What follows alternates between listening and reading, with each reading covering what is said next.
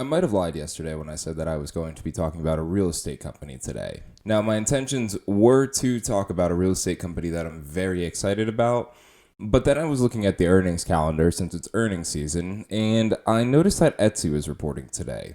Now, Etsy is a company that I've been wanting to get into or review on this channel for a very long time. And with them reporting their earnings today, I think it might be a good time for us to take a look at this company and see if we should add it to the portfolio.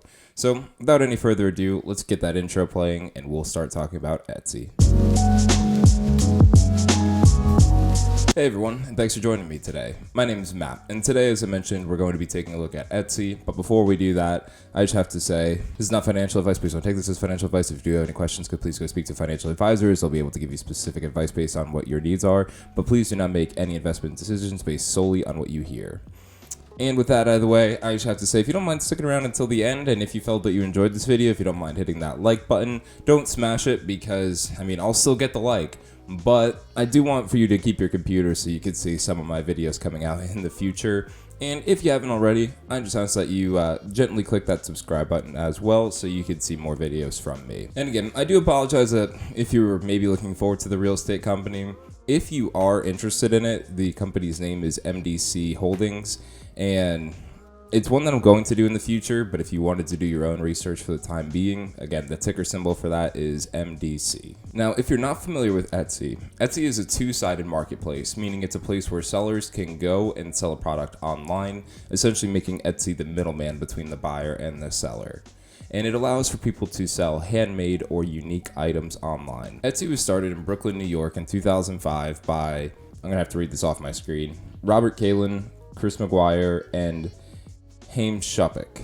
I apologize if I did not say that name correctly. Now, admittedly, Etsy has had a rough start, but since that really doesn't have any impact on the company today, we're not really going to address that. That said, if you're wondering where the name Etsy came from, Robert Kalin said that he wanted kind of a nonsense word for the company's name so that they can completely build this brand from scratch. The name came from the Italian word Etsy, or I believe it's pronounced Essi, don't quote me on that, which in Italian means oh yes. But in Latin and French, Etsy means what if, and in Greek, it means just because. But anyway, Etsy decided to go public in 2015, where they were immediately hit with a pending lawsuit for fraud. Basically, they were saying, or it was claimed, that over 5% of the merchandise sold on their site was counterfeit goods. Between 2005 and 2017, they had many changes with their CEOs because shareholders and investors were not confident in the leadership taking this company in the right direction.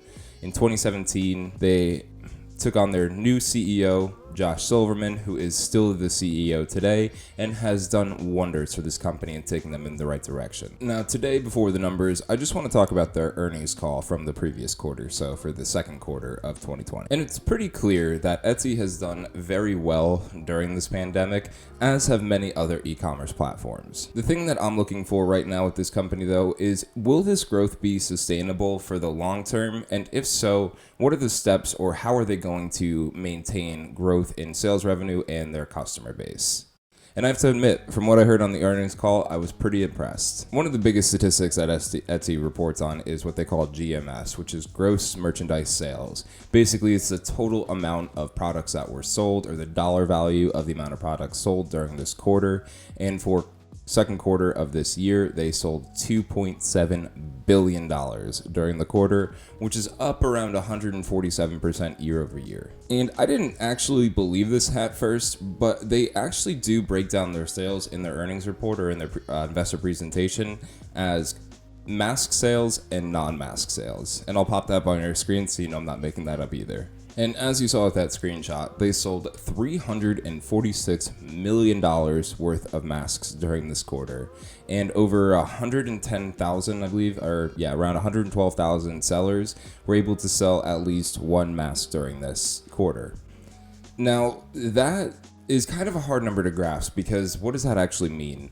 Well, to give you more of a visual representation, I saw during their earnings call, they said that is enough masks to stretch from New York to London. Which actually, I'm curious to see how far that is.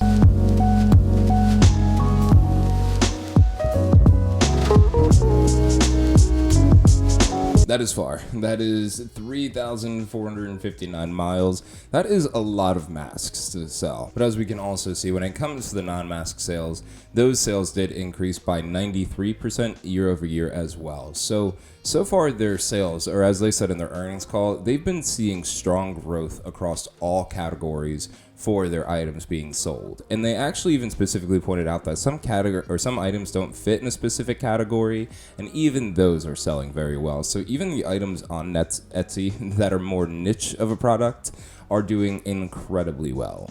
But what are they doing to, again, continue to support this growth in sales? And again, I liked what I heard. During the second quarter, they added a few new features that should help make people purchase items or make it easier for people to log on and purchase items more quickly. They added a save search feature, which I guess that's cool. I don't really know why you would need that, but if it's going to help with sales, that's a good thing to see.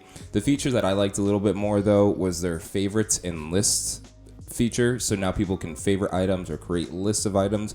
You know, if it's your birthday or something, you could just send somebody a list with the products or things that you're interested in, or like for wedding registrations as well. So that should be a driver of sales. But so far, they've actually had some really promising looking numbers from these new features. They've had at least 15 million customers or users use the favorites feature at least once, and they found that on average, there is about 24 items favorited per customer. So a lot of people are using this saved items feature, which again should allow for people to convert sales more quickly, because when you log on, it's always going to be the first thing you see, and it's kind of that mental aspect of like you log on, you see it, you finally pull the trigger and you buy it. So a very good decision on their end, and admittedly something I was a little surprised that they didn't have already, but I'm glad they're incorporating it now, and I think it's a great time to add this, so again they can continue driving sales and increasing that growth in the revenue. They also allow for sellers now to post a video demonstrating their product, and I really tried looking for a product with a video on their site. I couldn't find anything, so I'm trying to imagine something, and I know like they now make like little fold up portable grill metal box things, and you know, maybe if you don't know how to set it up, a seller can easily post a video of them just showing that it just unfolds, put the grill grate, and you're done. So a quick demonstration, but again, just another way for people to now actually see how things are set up, built, made, whatever, and another way just to help keep people's interest in these items being sold on their platform. They also had a month where they waived the fee that they charge for people doing off-site ads. So you can run an ad from your Etsy store, but the ad will be on Google. So if you type golf shirt and comes up on Google, and you used to have a Google ad from your Etsy store, then Etsy collects like a little bit of that money being from that sale. So for a month, they waived that fee, and that is just a great idea, I believe, because that clearly goes to show that similar to Shopify, they understand in order for them to do well, their customers have to do well. And so allowing for them to not pay as much for marketing their products and giving them a cheaper route towards getting their name out there is something that's going to greatly help this company. Now, one thing that did make me a little bit nervous from this earnings call is they did give guidance. A lot of companies have been withdrawing their guidance because it's just uncertain, and you could really be shooting yourself in the foot giving guidance in times like this, because it's very hard to predict these numbers or predict like sales, growth, customers, all of that. And if you miss your estimates, or if you don't do as well as you were anticipating, stocks have been dropping like crazy, like what we saw with Netflix when they missed their new subscription customers, and we saw their stock drop last week. So I'm not a huge fan that they gave guidance, but when I looked at their numbers, they were fairly conservative. And I think that's probably going to be the right approach, because the guidance that they gave, I'll pop it up here, is basically the same numbers that they reported last quarter. So I don't think they're expecting a huge growth between last quarter and this quarter, but year over year is where we should start to see that growth in these numbers. All right, so to take a look here at the numbers that I have for Etsy, you'll see that I'm doing a comparison this week with eBay.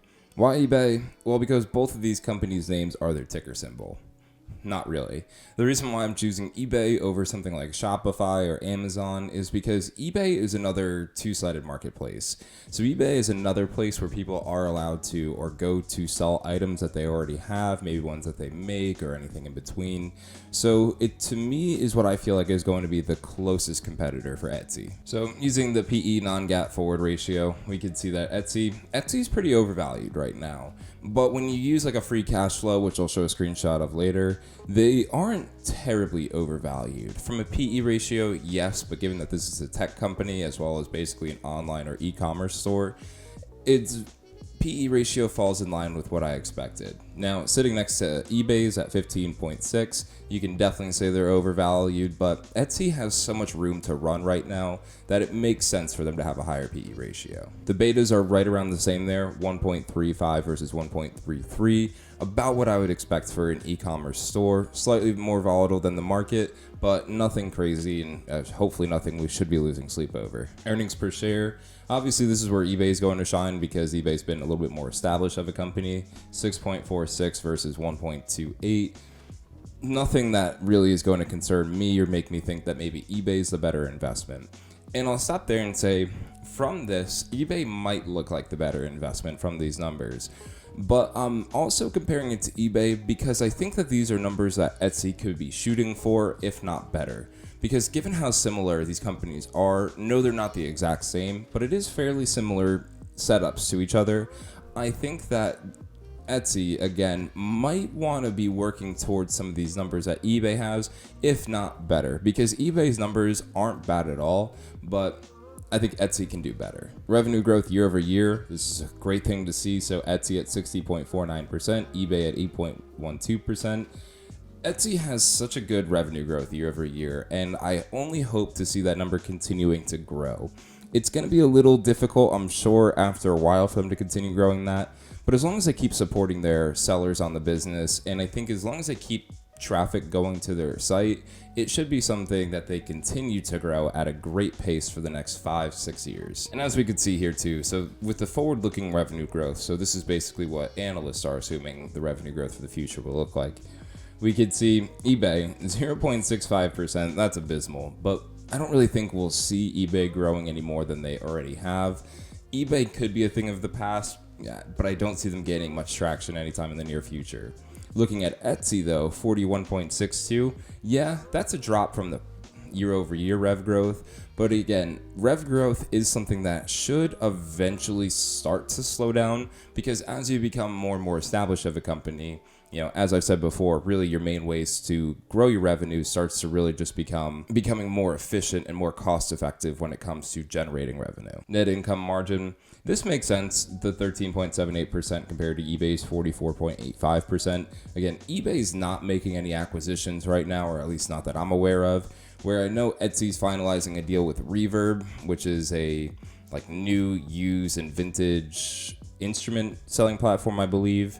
And so for a company that's still acquiring, growing, all of that, I do expect for them to have a little bit lower of a net income margin, but they're still profitable, which is what I care about. And as we can see, I love Etsy's quick ratio because the 3.79 is going to be really good for them.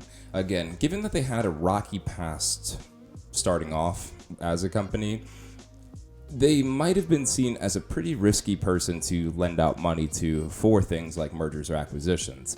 And so seeing them with such a high quick ratio is going to be very beneficial for them when it comes to raising money, because that shows that they have at least a strong track record of being able to handle money well, which should help them grow as a company. eBay's at 1.31. I don't even know if we should really talk about that. It's good, whatever. So I'm aware with Etsy's earnings coming up very soon, this is kind of going to be a risky investment because it could go either way. And as we all saw, tech has taken a little bit of a hit recently.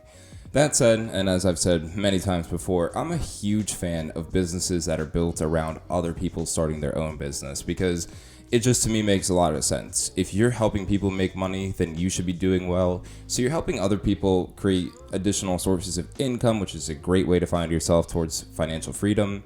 And I love that business model. So for that, I am going to add this to the portfolio.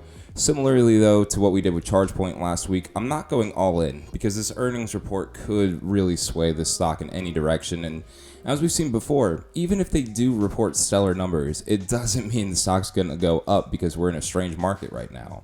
So what I did, as you can see here, is I did add some shares to the portfolio. We only bought 25 shares. This is one I want to expand my position to around 100 shares. 25 felt right though for now. We can see it's up around $10, losing some good money on ChargePoint. That's okay. But you could see dollar-wise, I put a lot more into this. So I put around 3,500 into this. It's a little risky, but I'm excited to see what this does for us. And if you're curious, we can also just go check out the other portfolio from E-Trade. All right, and the E-Trade portfolio, as we can all see here, is not doing well. I think in the past 2 weeks, we're down around $9,000.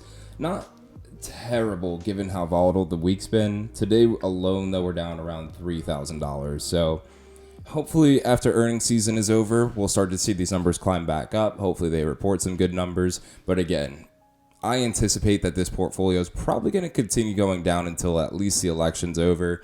I'm not one to say that the election's really going to influence the long-term performance of these companies, but for the short term, it'd be foolish to think that the stock prices are not going to be volatile.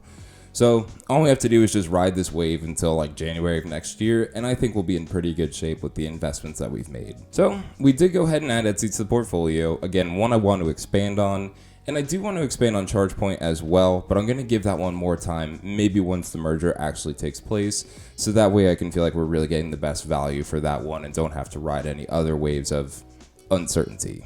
So again, portfolio, probably the worst time I've reported this, but we're still positive overall in the account, so nothing worth complaining over, and I'm still happy with this. Again, give it to January, and I think we'll be in great shape again. But that's my review of Etsy. So hope you enjoyed this. Hope you know where the name, or learned where the name came from. I thought that was pretty cool. If you have any questions, or if you think I missed anything talking about Etsy, please leave that in the comment section down below, as well as let me know what stocks you'd be interested in hearing about. You know, a few videos ago, I was getting so many suggestions for stocks, and I've loved that so much. So please keep them coming. I get very excited when I get to hear the companies that you're interested in, and then I get to learn something new about them. So again, just let me know what stocks are on your radar. Also, if you have any questions, leave that below. And if you made it this far and like it, I hope that you hit the like button, and I'll continue saying it until you guys are there. Subscribe button. It's free, and it's all the rage. All the kids are doing it these days, so maybe you want to take part in that as well. So hit the subscribe button if you want to see some more of my future videos. That said, I don't really have much else to say here, so I'm going to wrap up here. Thank you so much for taking the time. Oh yeah, and if you want to buy a house in the Charlotte area, link below for that. Also free Robinhood stock, link below for that. I'm a real estate agent if you're new here, so if you live in Charlotte, want to buy a house, let me know and you can get in contact with me using my real estate link below. That said, thank you so much for taking the time out of your day to watch this video. You could be anywhere in the world, but you're right here with me, and I really appreciate that. I'll let you go ahead, enjoy the rest of your day, and I'll see you next time.